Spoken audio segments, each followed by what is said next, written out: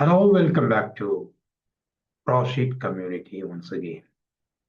ഇന്ന് നമ്മൾ പഠിക്കാൻ പോകുന്നത് മൈക്രോസോഫ്റ്റ് എക്സലിലുള്ള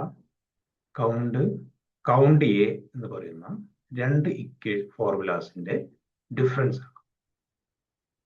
ഈക്വൽ ടു കൗണ്ട്,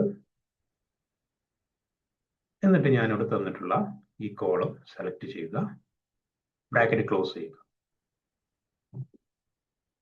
അതേപോലെ ഈക്വൽ ടു കൗണ്ട് എ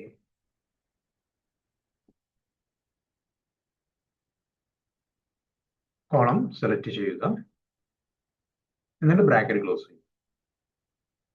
കൗണ്ടില് 6 വന്നു, കൗണ്ട് എയിൽ 8 വന്നു, ആൻസർ വന്നു. അതിനുള്ള റീസൺ എന്താണ്? കൗണ്ടിൽ നമ്പേഴ്സ് മാത്രമേ കൗണ്ട് ചെയ്യുകയുള്ളൂ. അതേപോലെ കൗണ്ട് എയിൽ നമ്പേഴ്സും ടെക്സ്റ്റും കൂടെ കൗണ്ട് ചെയ്യും. ഇത് ചിലപ്പോൾ നമുക്ക് ഒരു ഡാറ്റയിൽ നിന്നും കണ്ടെത്താൻ വേണ്ടി നമ്മൾ ഇക്വേഷൻ എന്താണോ നമുക്ക് ആവശ്യമുള്ളത് അത് സെലക്ട് ആക്കി എടുക്കുക. കൗണ്ട് ചെയ്യുകയാണെങ്കിൽ കൗണ്ട് ചെയ്യുക എടുക്കുക, അല്ലെങ്കിൽ കൗണ്ട് ആണെങ്കിൽ കൗണ്ട് എടുക്കുക. Thank you. നിങ്ങളുടെ അഭിപ്രായങ്ങളെല്ലാം കമന്റിൽ അറിയിക്കുക.